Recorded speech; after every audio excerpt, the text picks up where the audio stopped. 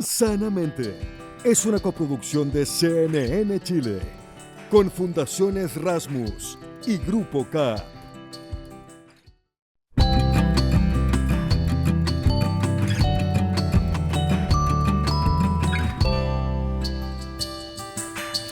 Hola, ¿cómo están? Bienvenidos a esta era especial de Sanamente, este fin de año que nos hace hacer recuentos, mirar lo que hemos aprendido, lo que queremos proyectar al futuro, ese aprendizaje que tuvimos y que no queremos olvidar. Así que aquí tenemos una buena recopilación de algunos de los mejores momentos de Sanamente en esta temporada 2023. Vamos a recordar la conversación que tuvimos junto a Silvia Congost sobre las consecuencias que genera la dependencia emocional en nuestras relaciones de pareja y relaciones personales. Además, aprenderemos sobre cómo podemos hablar de la muerte con niños. Y por último, vamos a revisar la entrevista que tuvimos junto a Jimena Bogavir sobre qué deberíamos preparar para enfrentarnos al momento de la longevidad con herramientas y con bienestar. Esto y tanto más en este capítulo que ahora comienza. Las relaciones humanas son un regalo y al mismo tiempo son de una complejidad infinita. En particular, la relación de pareja puede tener unas dinámicas que muchas veces se vuelven tóxicas porque ahí mismo ponemos mucho de nosotros, de lo que hemos sido, de lo que queremos ser y por lo tanto se convierte en un puzzle difícil de armar.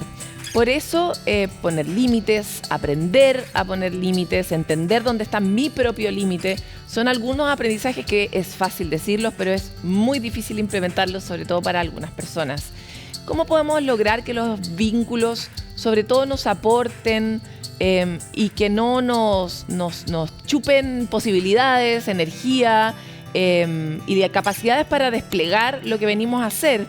Para poder hablar sobre la dependencia emocional, es que hoy día estamos con Silvia Congost, psicóloga experta en dependencia emocional, autoestima y relaciones tóxicas. Silvia, muchas gracias por estar en Sanamente.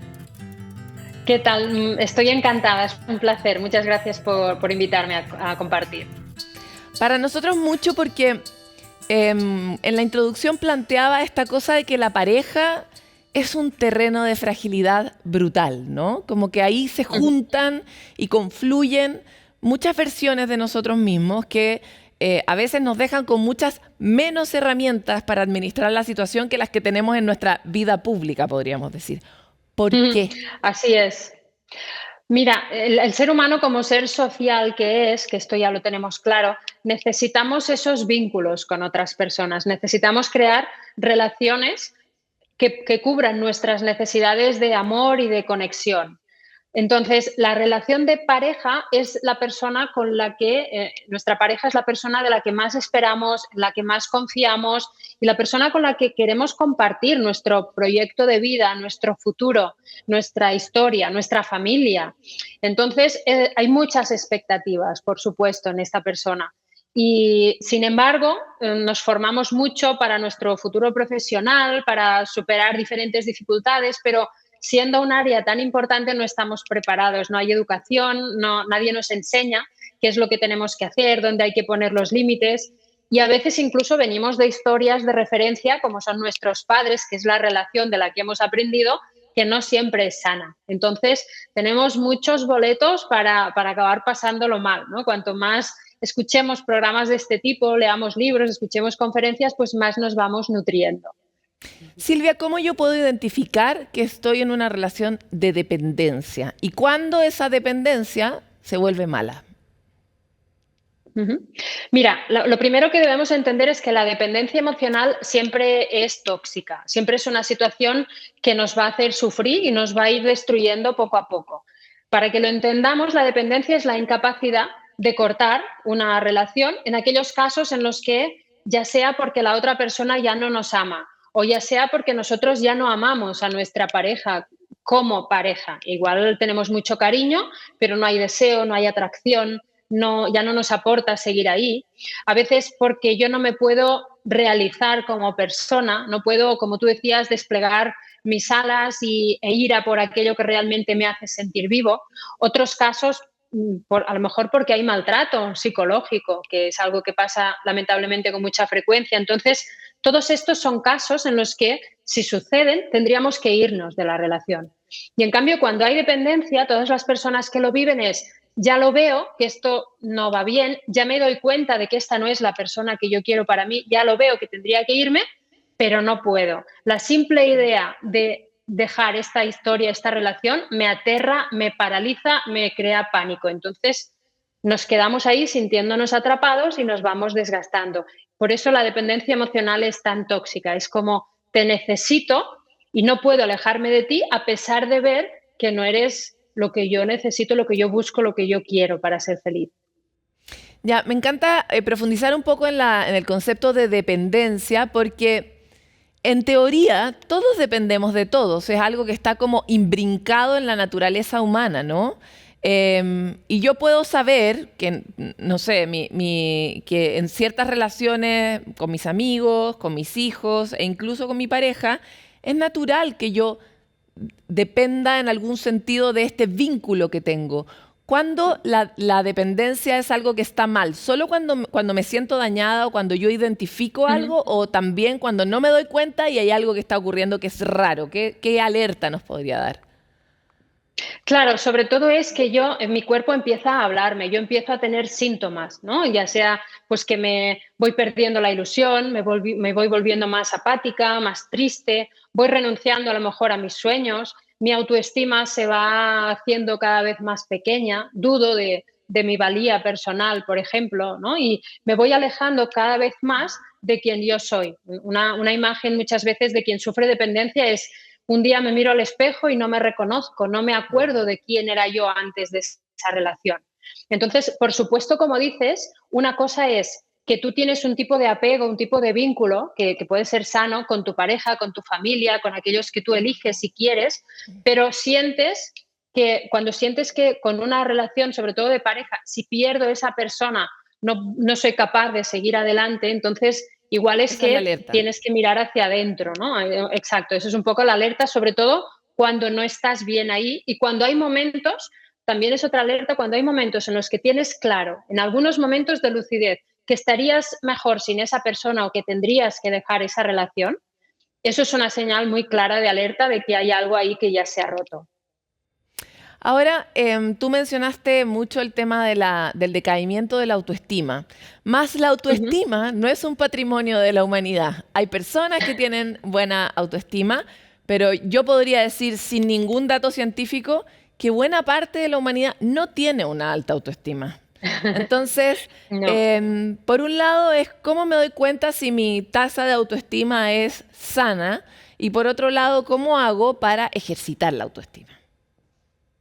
Mira, la autoestima es ese valor que yo me doy a mí mismo. Si yo siento que, como soy una persona valiosa, capaz, merecedora de tener éxito, de que me pasen cosas buenas, de que me amen, todo eso es lo que indica que yo tengo una buena autoestima. Muchas veces, en la mayoría de casos, de hecho, como bien dices, no la tenemos como en el nivel que debería estar, y eso significa que no nos valoramos suficiente. ¿Cómo lo sabemos? Pues, por ejemplo, nos sentimos muy inseguros ante determinados cambios, ante determinados retos. Otra señal es que nos comparamos mucho con los demás, ¿no? Siempre nos fijamos en esas personas que son más inteligentes, que tienen más estudios, que son más guapas, que tienen más éxito social, económico, etcétera, y nosotros nos vamos haciendo chiquititos. A veces no nos atrevemos a expresar nuestra opinión por miedo a hacer el ridículo. A veces tenemos la creencia de que no vamos a encontrar a nadie que nos quiera, con quien tener una relación de pareja. Todo eso son señales de que nuestra autoestima debería reforzarse. Y para conseguirlo, pues se trata de hacer un proceso de fuera hacia adentro en el que veamos por qué no nos valoramos, cuál es nuestra historia, cómo hemos vivido nuestra infancia, porque eso está muy relacionado con cómo nuestros padres se han vinculado con nosotros, si nos han dado afecto, cariño, reconocimiento o no. Esta historia es algo que nos marca siempre y tenemos que entender de dónde venimos para aprender y darnos cuenta de que, vale, bien, yo no me siento valioso, no me siento suficiente, pero entiendo que yo no soy así de fábrica, ¿no? Sino que me he construido esa autoimagen porque he vivido una serie de experiencias, pero yo soy mucho más que eso y tengo que conectar con esa dignidad y con ese valor interior. Y eso a veces con un proceso de terapia, otras veces leyendo un libro, otras veces yendo a una charla, pues se consigue despertar y se pueden hacer grandes pasos en ese sentido.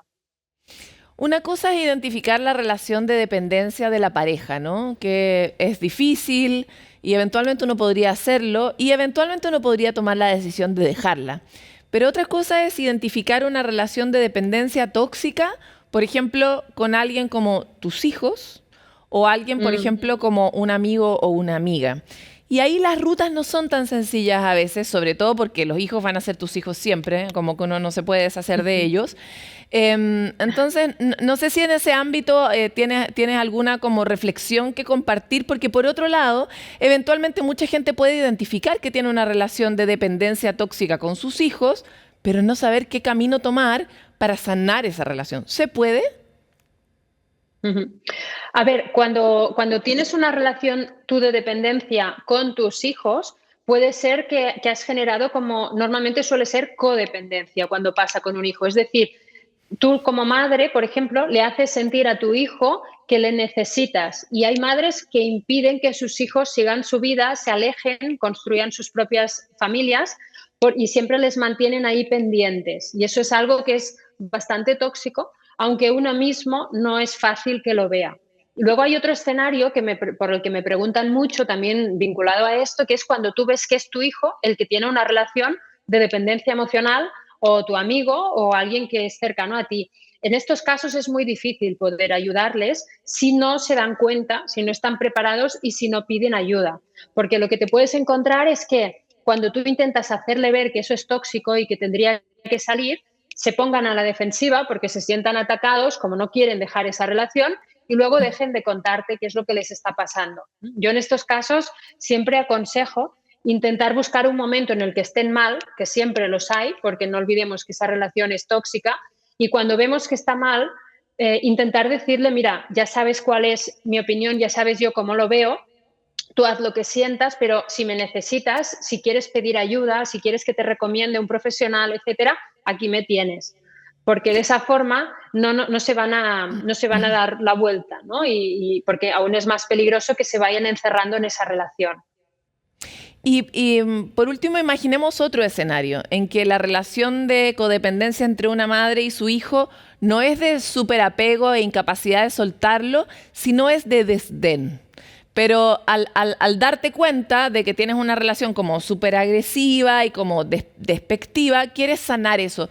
¿Tú crees que se puede sanar ese vínculo entre una madre y un hijo que se ha dañado durante mucho tiempo? ¿Y qué recomendarías? Mira, si se trata de una madre que trata con desprecio o incluso podríamos decir maltrata un poco psicológicamente a su hijo, son casos en los que es bastante complicado de solucionar porque suele haber ahí un trastorno asociado, un trastorno de personalidad. Son madres, en la mayoría de casos, que de pequeñas también han sufrido este tipo de maltrato, han sido dañadas y no tienen conciencia de qué es lo que están haciendo, no son capaces de ver desde fuera el daño que están creando en el hijo. Entonces ahí yo recomendaría que el trabajo lo haga el hijo. El hijo. Es un trabajo, para conectar con la compasión hacia esa madre. La compasión le permitirá entender que la madre no es que le odie, no es que quiera que sufra, sino que no puede ni sabe hacerlo diferente, que está dañada, para que pueda perdonarla también. Y luego tomar un poco de distancia, porque el hijo también tiene que protegerse. Entonces, es un poco, si no quiere cortar el contacto con esa madre, que es lo más frecuente, pues es un poco trabajar con el perdón y con un poco distanciarse también. Silvia, un último tip como que tú pudieras dar una recomendación para empezar a reforzar el abdominal de la autoestima. Pues mira, intentar conectar con el amor hacia nuestro potencial, hacia nuestros talentos, dándonos cuenta de que hemos sido unos niños, que tenemos unas heridas en nosotros por todo aquello que hemos vivido e intentando focalizarnos mucho en qué es aquello que le da sentido a nuestra vida, qué es aquello que de verdad deseamos, que nos hace sentir vivos, que nos hace sentir realizados y empezar a ir a por ello, teniendo claro cuáles son nuestros valores más importantes para asegurarnos así también de elegir personas que encajen con estos valores para que luego no tengamos que intentar cambiarlas. Construir relaciones sanas en nuestra vida también es algo que fortalece mucho nuestra autoestima y es algo a lo que deberíamos poner siempre mucha atención. Te quiero agradecer mucho por esta conversación. A veces nos es muy fácil entender la dependencia con una pareja, pero no cuando la tenemos en otras relaciones, y por eso quería un poco llevarlo a la familia. Gracias por estar aquí junto a nosotros en Sanamente. Muchísimas gracias, un placer.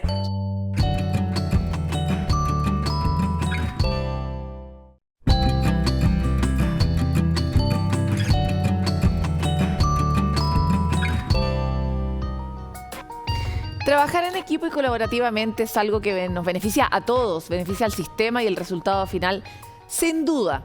Esto es lo que ocurre en los festivales de aprendizaje, una iniciativa del Colegio Juan Moya Morales de Ñuñoa, en que a través de tutorías entre alumnos se comparten conocimiento y se enriquecen los vínculos.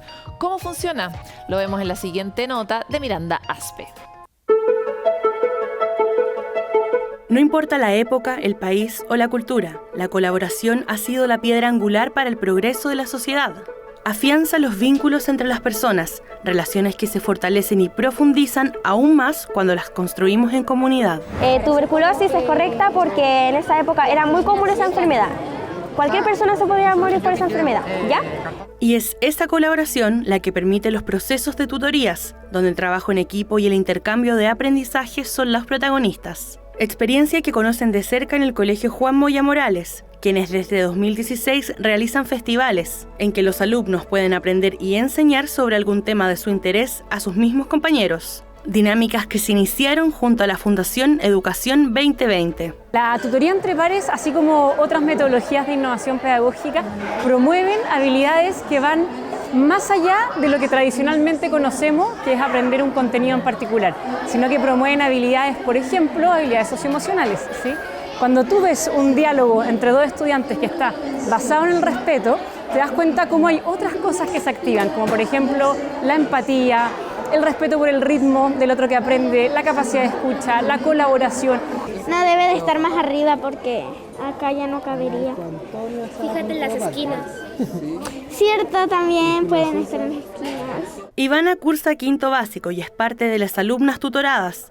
En una jornada exponen y aprenden los contenidos que prepararon con meses de anticipación. A través de juegos verdaderos y falsos y hasta maquetas, debaten sobre literatura, historia e incluso religión, creando un círculo virtuoso entre la comunidad. Al final se siente súper porque es como, wow, no sabía que podía llegar a hacer eso.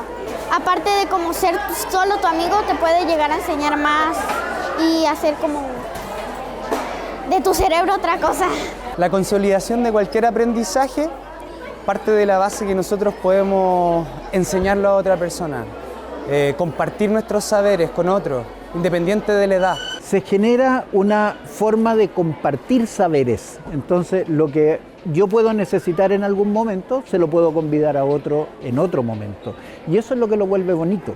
Un proceso que sin diálogo no sería posible. El colaborar con una meta en común es fundamental para lograr ese objetivo que involucra a toda la comunidad educativa. Se siente bien, lo mejor es cuando el niño se siente, le gusta, porque, por ejemplo, ahora a mi tutorado le gustaban los dioses griegos y le interesó demasiado. Respetar el ritmo de quien aprende y estar absolutamente involucrado en sus procesos de comprensión son bases claves para que una tutoría llegue al éxito de que el tutorado o tutorada, quien recibió el tema, luego se convierta en tutor de ese mismo tema que recibió. Interés que continúa y crece cuando los alumnos ya vivieron la experiencia de enseñar, aumenta su confianza y ahora están preparados para intercambiar los roles. A quienes les enseñaron les tocará tomar el liderazgo y compartir sus propios intereses con sus compañeros. No voy a dominar un conocimiento a la primera. O yo miro al de al lado y al de al lado le cuesta menos. Eso no significa que no lo voy a lograr. Al final, mira hacia el lado y pide las ayudas. Los profesores, las profesoras le entregan el apoyo, las herramientas. No se sabía que se podía hacer, por ejemplo, porque como son siempre los profesores los que dan clases, entonces también es una oportunidad para los compañeros que tutoran Se siente muy alegre porque voy a poder estar en los zapatos de los que me tutoraron a mí, sentir cómo lo sintieron ellos. Como me gusta tanto ese tema, me gustaría que los demás lo aprendan conmigo. Es divertido a la vez porque aprendemos en grupo, no aprendemos uno solo y se hace más fácil el trabajo también porque compartimos las ideas que vamos aprendiendo. Ahí radica el valor de compartir el conocimiento. Metodologías que han impactado en la disminución de la violencia y la exclusión escolar y que se pueden replicar en otros establecimientos y ecosistemas. Si bien la muerte es algo que no puede ser más democrático, ¿no? Todos nos vamos a morir sin duda. Sin embargo, nos cuesta tanto hablar de ella, tal vez por eso, porque es imposible de resolver, porque es inesquivable y de alguna manera todos tenemos un temor respecto de ella. Sin embargo, cuando ese mismo miedo que vivimos los adultos lo trasladamos a nuestras dinámicas con los niños, la cosa se vuelve peor. ¿Cómo podríamos hablar con niños y niñas y abordar esa conversación de una manera didáctica y constructiva? Quisimos revisar la entrevista que tuvimos con María José León, directora de la Fundación En Mente, investigadora joven del MIDAP y autora del libro Olor a Papá, que nos cuenta sus recomendaciones en la siguiente cápsula. Es fundamental tener conversaciones respecto a la muerte con los niños, hablando de la muerte, no de eufemismos relacionados con la muerte, sino que la gente se va, se despide, se queda dormido, un sueño eterno. No, sino que es importante poder ponerle el nombre que esto tiene. Las personas morimos. Obviamente que no tenemos para qué estar diciéndole, oye, tú te puedes morir con esto, o tu hermano, tu mamá, tu papá, tu amigo. No, porque no hay por qué andar causando temor innecesario en la realidad de todos los niños. Los niños necesitan predictibilidad, necesitan seguridad para desarrollarse bien. Pero sí necesitan también, por otra parte, saber que dentro de este ciclo vital, donde nosotros nacemos, crecemos, también terminamos muriendo. Y morir es parte de lo esperado y es parte de lo normal de este ciclo vital. No tener el miedo de ser una contención para los niños, y el ser una contención implica que uno también sintonice con sus emociones. Es súper importante, por ejemplo, el uso de palabras simples, concretas, honestas, que uno pueda ir construyendo un relato a lo largo de la vida. Es decir, si un niño tiene 5 años, se lo voy a explicar simple y concreto para los 5 años, pero que esa simpleza y esa concreción con que se la expliqué a los 5 años pueda dar una continuidad cuando tenga 10, cuando tenga 15, cuando tenga 20 y no tenga que cambiar todo mi relato. Cuando me refiero a concreto, los niños necesitan saber que la persona murió, y eso quiere decir que biológicamente esa persona dejó de funcionar. Otra de las cosas importantes y que también va súper asociado como a la fantasía que tienen los niños, al pensamiento más mágico de la infancia, es que las personas pueden volver. Y eso genera mucha angustia, genera mucha frustración cuando no es así. Por lo tanto, también es súper importante decirle a los niños, no va a volver, y ser súper claro. Si una familia tiene A, B, C creencias, las puede incorporar. Obviamente siempre recordando esto mismo, con palabras simples, con palabras concretas, y de a poquito entonces ir incorporando esa creencia de trascendencia o de hacia dónde va o qué pasa con la persona que falleció. Es súper importante también poder invitar a los niños a que tengan ritos respecto a la despedida de una persona. Pueden ir al funeral o pueden tener su propio rito aparte del que hacen los adultos, pero que fundamentalmente haga el cierre de la vida de esa persona y haga el inicio de otra etapa de la vida de esa familia o de ese niño en la relación a esta otra persona. Lo perfecto es enemigo de lo bueno. Es una frase muy fácil de decir, pero difícil de implementar, sobre todo para aquellos que padecemos de un excesivo perfeccionismo a veces y que estamos todo el rato machacándonos sobre lo que podría haber sido mejor. ¿Cómo podemos lidiar y hacer propia esa frase? Veámoslo en la siguiente animación.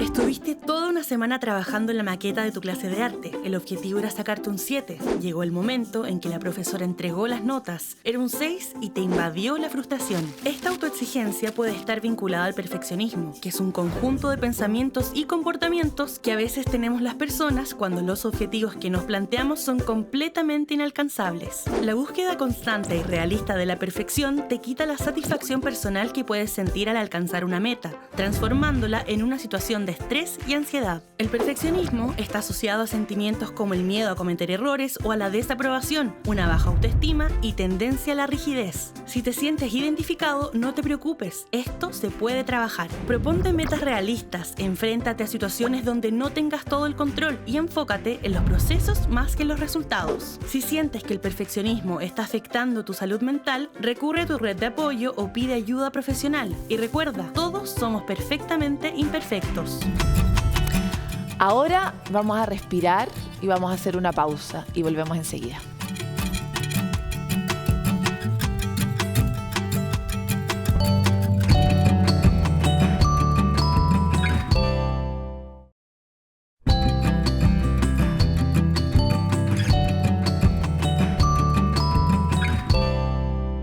Sabemos que la pirámide poblacional está cambiando radicalmente, es un movimiento global y también ocurre aquí en Chile. Efectivamente, a medida que pasen los años y al llegar a 2050, ya no tendremos la tradicional base de población joven que se va afinando hasta llegar a una pirámide, sino que tendremos algo así como una campana invertida donde tendremos mucha población mayor y mucha menos población joven. Esto con una perspectiva que nos puede llevar en general a los 100 años a prácticamente todos los que estamos hoy día vivos y por lo mismo los desafíos que supone cómo vamos a vivir el último pedazo de nuestra vida son de hecho palabras mayores. Ese es el título del nuevo libro de Jimena Bogavir, periodista y actualmente vicepresidenta de Travesía 100, una empresa que busca justamente ayudar, colaborar en esa transformación social que necesitamos para poder adaptarnos a esta nueva realidad poblacional, que todos puedan tener una acogida y un proyecto y que ese proyecto sea bueno para todos también. Por eso estamos hoy día con Jimena. Muchas gracias por estar aquí en Sanamente. Encantada de estar aquí conversando contigo. Jimena, quería plantear, hoy día hemos tenido conversaciones previamente que tienen que ver justamente con cómo se llega al último tercio, podríamos decir, de nuestra vida, con un sentido de propósito, con ciertos lazos, con salud, cómo son personas distintas de acuerdo a las edades que llegan a ese momento. Sin embargo, hoy quisiera hacer un foco específico en el desafío enorme que supone para la sociedad generar transformaciones en el ámbito del trabajo. Y me llamó mucho la atención en una conversación que tuvimos antes, que tú me comentabas que habían datos que indicaban que muchas empresas no estaban contratando personas ni siquiera de 50 años y más, o sea, ni siquiera después de los 60, sino después de los 50. Entonces quisiera ver cómo ustedes están identificando ese problema, qué tamaño tiene ese problema y qué posibles soluciones podría haber. Bueno, me encanta que pongamos ese tema sobre el tapete, porque el envejecimiento de la población que tú acabas, el cambio demográfico que tú acabas de mencionar, trae un montón de desafíos a la familia, a la ciudad, a la medicina, pero uno del cual nadie se atreve a hablar mucho es del tema del trabajo. Y como Travesía 100 somos una organización formada mayoritaria, pero muy mayoritariamente por personas mayores de 60, de hecho el mayor segmento es entre 60 y 70, la percepción que tenemos nosotros del tema es totalmente distinta a lo que la sociedad tiene. ¿Qué percepción tiene la sociedad? La percepción de la sociedad es que lo único que uno quiere es que te manden a descansar, como si descansar en sí fuera un placer. Y resulta que ese momento en que te dicen ahora, de un paso al costado, ese es como el dicho, ¿eh? Es hora de dejar pasar a las nuevas generaciones. Y tú dices, yo feliz dejo pasar al paso al costado, pero es que de ahí me caigo un abismo. El abismo del sinsentido, el abismo de quedar invisibilizado, que toda esa gente que antes quería hablar conmigo porque yo tenía un cargo de no sé qué, ya no me contesta en el teléfono. Es muy brutal. Y además, porque hoy día existe evidencia científica que cuando la persona deja de trabajar, lo más probable es que tienda a quedarse más en casa, por lo tanto no hace ejercicio. 2, deja de relacionarse y tu vida se empieza a achicar, por lo tanto ahí también se empobrece económicamente, para qué decir, ¿cierto?, la necesidad que tienes tú de complementar la pensión, y así en todos tus planos, dejas de aprender y te sientes que la micro está partiendo y tú te estás quedando afuera y no entendiendo hacia dónde va. Claro, y eso a los 60 o a los 65 años es brutal, porque por delante uno podría llegar a tener 40 o 35 años de vida fácilmente con la perspectiva de vida de hoy. Entonces, un poco, ¿cuál es la propuesta? Porque también es verdad, yo tengo 43 años y definitivamente no tengo la misma energía que a los 30. Estoy segura que a los 50 y a los 60 voy a tener una energía diferente. Y por lo tanto, ¿cómo o qué características tiene el trabajo de ese periodo de la vida de acuerdo a lo que ustedes han hablado con sus mismos stakeholders, digamos? Claro. Bueno, como te digo, la mayoría de las personas, 65%, dice querer trabajar. Y de eso, un tercio dice, completa la frase, dice, a mí me gustaría trabajar incluso si no tuviera necesidad económica de hacerlo. Ahora, después viene la salvedad de, pero no igual que antes. Porque el igual que antes significa volver a la revolución industrial, que salíamos a las 7 de la mañana oscuro de la casa y llegábamos a las 7 de la tarde, si es que oscuro, de vuelta al hogar, ¿cierto? Y te perdías la vida. Y yo creo que mi generación tiene un saborcito amargo de habernos perdido los hijos. Y por eso es que estamos tan chalados con los nietos. Porque ahí recuperamos un espacio de ese amor, de esa jugarreta inocente, de ese regaloneo rico, sin estar así como con el tema de la obsesión de hacer las tareas, lavarse los dientes, todas esas cosas que hay que hacer, pero en fin. Entonces, dicho eso, cuando tú le dices a la persona cómo te gustaría trabajar, hay primero un intransable que parece tan sensato, con una jornada flexible. Sobre todo hoy día, que ya el teletrabajo se instaló y a los mayores nos gustó esto de poder ajustar los horarios, no tener que salir y exponerse, porque el espacio público se puso adverso y como amenazante, ¿no? Pero además el espacio público es un poco adverso y amenazante. Hay teóricos y especialistas en ciudad que dicen que las ciudades no están hechas para personas, por ejemplo, de 80 años. Ni las veredas, ni las calles, ni el transporte público. En muchos sentidos a veces no es suficientemente cómodo tampoco. Estoy de acuerdo que no está pensado para que una persona de 80 años salga, claro, y que va a necesitar más bancos cada cierto tiempo donde sentarse y que las veredas no te hagan tropezarte. Yo estoy de acuerdo con eso, pero me refería incluso con una sensación que se nos ha instalado a los chilenos, de riesgo. Yo creo magnificado, ¿no es cierto?, por los medios de comunicación, y lo digo también de aquí con respeto, de que todo el mundo externo es amenazante. Y esa persona que tú no conoces puede ser un potencial agresor y no un posible colaborador.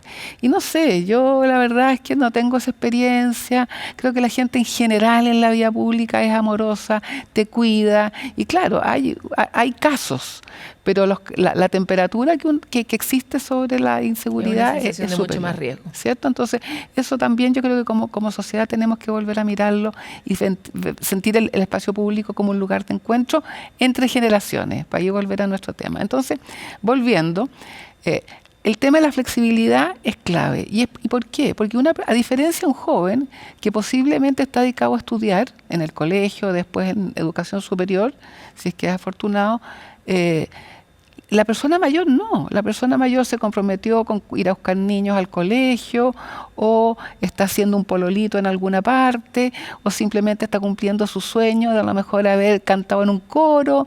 Es decir, tú necesitas un cierto control de tu agenda, de tu libertad. Entonces, ahí hay una primera cosa que es un tremendo desafío a la hora de tratar de juntar la demanda de trabajo de parte de las personas mayores con la oferta existente. Pero es más posible ahora que se ha instalado la conversación sobre la razonabilidad del trabajo también en las otras generaciones. O sea, antes era impresentable decir una cosa así, pero hoy yo también quiero ver a mis hijos crecer. Es que, ¿sabes qué? A mí me fascina cómo esta especie de petitorio de las personas mayores le hacen sentido a todas las generaciones. Porque después el segundo que yo voy a mencionar es el aprendizaje continuo. Lo que yo estudié hace 70 años, obviamente no me sirve para el mundo de hoy, pero eso le pasa a todas las generaciones. O sea, tenemos que hacernos la idea de que aquello que estudiamos en la primera etapa no es suficiente para mantenernos siendo parte del mundo. Sí, lo que yo estudié tampoco sirve para el mundo en el que estoy hoy. Por eso te digo, eso es totalmente es una transversal. condición de la evolución de la sociedad hoy, ¿no? Otra cosa que es tan importante para las personas mayores, y que estoy diciendo lo que expresan, ¿no? Es el tema de no quiero hacer algo que me dañe, porque a esta etapa tú quieres cuidarte, porque ya empiezas a sentir que las caderas no sé qué, entonces no puedes estar siempre de pie. No responde igual. Y lo lindo es que la gente, a pesar de tener esos achaques, dice, no, yo estoy bien, y reconoce un muy buen estado de salud, sorprendentemente mayor que en años anteriores. Pero aquellas cosas que yo sé que tengo un cierto achaque o debilidad o fragilidad, me la quiero cuidar. Entonces, por ejemplo, no voy a querer trabajar en un ambiente donde hay polvo o donde hay mala iluminación. ¿Para qué decir si tengo que acarrear cosas pesadas? Es decir, son cosas tan sensatas, ¿no?, que no parecen como una frivolidad. Ahora, cuéntame un poco sobre cómo se puede avanzar en estas soluciones y qué hace en particular Travesía 100 para acortar los mundos, porque el tema que tú me habías comentado en una conversación previa sobre esta tendencia de las empresas de no contratar personas mayores de 50 es escandaloso. Y entonces, ¿cómo uno invita a las empresas a esta conversación? ¿Qué le ofrece? Porque esta cuestión esto no puede ser una iniciativa caritativa de las empresas, tiene que ser una iniciativa que tenga un afán productivo, ¿no? Entonces, avancemos sobre ese espacio. ¿Qué conversación se abre en esos lugares? Bueno, nosotros nos damos cuenta que la oferta laboral que existe hoy día no es adecuada desde el minuto en que se hace la convocatoria. Entonces, por ejemplo, dicen, no hay personas mayores que quieran trabajar. Y tú dices, ¿pero cómo? No hay. Nosotros hicimos una convocatoria y no llegó nadie. ¿Cómo lo hiciste? En LinkedIn o a través de las plataformas de empleo. Y las personas mayores no tenemos ese chip de buscar empleo de esa manera, sino que imprimíamos copias del currículum y lo llevábamos a los conocidos y así era. Y vámonos tomando cafecito con la gente amiga para que te fueran conectando. Entonces, hay muchas cosas que hoy día son distintas y que tenemos que analizarlas. ¿Por qué? Y esto es lo que en Travesía 100, esta es nuestra prédica hacia las empresas, porque lo hemos escuchado también de gente de altos cargos de recursos humanos que me dicen, estoy chato con los millennials porque se me van los contratos, los capacito y se van. En cambio, aludiendo a lo que nosotros decimos de los mayores, con los mayores yo hago familia.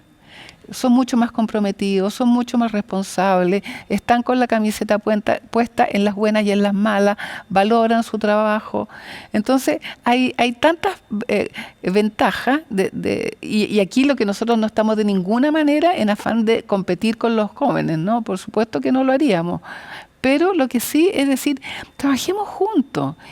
O sea, el aprendizaje cruzado que puede existir en un ecosistema donde hay un mayor y un joven, y esa conversación de cafecito, la misma que estás planteando, es una riqueza para ambos, ¿no? Eso es lo que nosotros planteamos, y afortunadamente hay, no muchas, pero es creciente el número. O sea, se ve que lentamente se está haciendo tendencia de empresas que dicen, a ver, nosotros trabajamos mucho tiempo en la exclusión por género, la exclusión por opción sexual, y ahora queremos... Esta es otra diversidad que hay que integrar. Exactamente, entonces sensibilicemos, porque así igual que si tú incorporas a alguien que tiene una discapacidad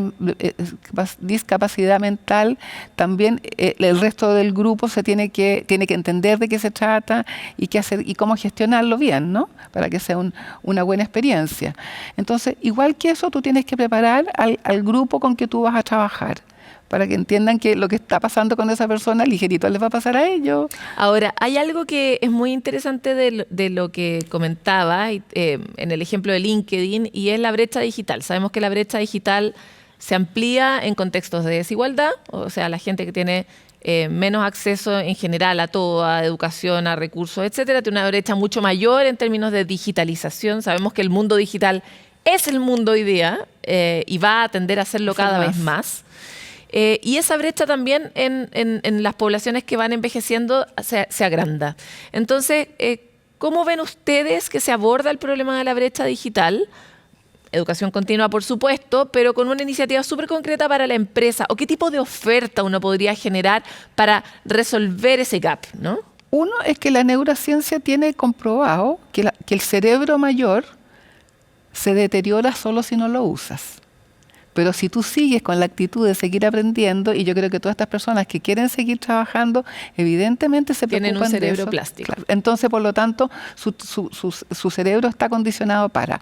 Ahora, lo que sí es que no te interesa todo. sino que más bien te tiende, porque es tanta la información que hay, sino que más bien donde tú quieres focalizar tu energía y tu atención es con aquellos roles en que si tú aprendes a operarlo, te van a redituar un beneficio inmediato. Entonces, si yo soy la persona que hago esta función, yo no tengo para qué aprender a programar. Tengo que aprenderme bien esa función y eso se ha comprobado que es así y que funciona. Es decir, en otras palabras, todos aprendemos diferente y las personas mayores también aprendemos diferente. Me tocó el otro día estar en una conversación sobre talento digital. Y planteaban que, de hecho, muchas empresas para poder acortar esa brecha lo que requieren, por ejemplo, de las universidades o de los cursos online que se entreguen, es que sean funcionales a las necesidades. Tal cual. Y ahí hay una cosa como de generar un ecosistema, ¿no? Por un lado, la oferta de personas mayores que quieren trabajar, pero también de organismos que entreguen capacitación digital enfocada a una necesidad empresarial que esté descrita. ¿Cómo ves tú que está ese diálogo activado en la sociedad? Bueno, en Travesía 100, en los últimos dos años hemos estado trabajando codo a codo con la Fundación Ashoka, que es internacional, que tomó este tema del trabajo y en general el proceso de la longevidad como un tema clave. Y dentro de eso se vio que las personas mayores, como te decía, tienen una pasión por seguir viviendo plenamente, pero que no tenían la oportunidad, se cerraban las puertas para poder insertarse laboralmente, que es un requisito para tener una vida plena. Entonces, con eso nos dimos cuenta que si nosotros lográbamos hacer un match entre los atributos y los anhelos, aspiraciones de las personas mayores con la oferta de las empresas, era un ganar-ganar. Y en esos minutos estamos ahora en eso, pasando de la nueva longevidad, que fue el concepto anterior, a la nueva empleabilidad. Entonces lo que queremos es hacer un estudio que nos permita hacer la línea base para la empresa y para las personas mayores y ver cómo se comportan y cómo cumplimos los indicadores, etcétera. O sea, en otras palabras, poder tener data dura y tener evidencia de que efectivamente es un ganar-ganar. Y no es como por ser buenas personas, porque eso es algo que, claro, empieza a atentar contra tu dignidad, ¿no? Las personas mayores lo que quieren es poner en valor su experiencia. Y vaya que hoy en día la experiencia aparece como gran valor, porque hemos vivido tantas crisis, porque nos hemos puesto de pie tantas crisis. Entonces, eso, tener una persona dentro de la empresa que le infunde ese optimismo y esa como ese temple dentro del equipo de trabajo. Hay como una expertise en resiliencia que es muy relevante para las nuevas. Tú lo acabas de decir genial, expertise en resiliencia. Jimena, para cerrar, muchas personas mayores ven sanamente, son fieles. Eso, somos Les gusta mucho ver el programa y por lo mismo deben estarse preguntando, ok, yo soy uno de ellos. ¿Existe algún lugar donde se estén articulando de alguna forma para, no sé, buscar soluciones, buscar espacios de empleo, etcétera, donde se estén congregando para poder también hacer ese llamado? Bueno, desde Travesía 100, quienes estamos haciendo esta reflexión son las 3.500 personas que se nos han ido acercando a lo largo de 6 años de vida que tenemos y que estamos reflexionando en conjunto, porque esto es un cambio generacional. Entonces, son muy pocos los estudios académicos, es muy poquita la evidencia, pero al entender cuáles son como las evidencias internas del público, vamos sacando, ¿verdad? Y de ahí las vamos compartiendo. Y la masa crítica también es muy relevante. Tal cual. Así que todos invitados a Travesía 100. Te quiero agradecer por esta invitación, o sea, por esta conversación y esperamos tenerte en el futuro y que además recomendamos el libro que acabas de publicar al respecto, así que para que lo puedan leer todos. Muchísimas gracias. Llega al final de Sanamente, pero como siempre los dejamos con una recomendación, en este caso el teléfono Drogas y Alcohol 1412. Es un servicio gratuito, anónimo, confidencial para personas que están afectadas por el consumo de alcohol y otras drogas. Sus familiares y también sus amigos o cercanos para que puedan tener herramientas para acompañar una adicción de este tipo que es tan difícil de dejar y que necesita de un apoyo y de una comunidad que lo sostenga. Por lo tanto, si ustedes tienen problemas con alguno de los consumos de estas sustancias o conocen a alguien que los tenga, no duden en utilizar este teléfono y buscar más ayuda. Nosotros nos vamos y volvemos en el futuro con otro capítulo.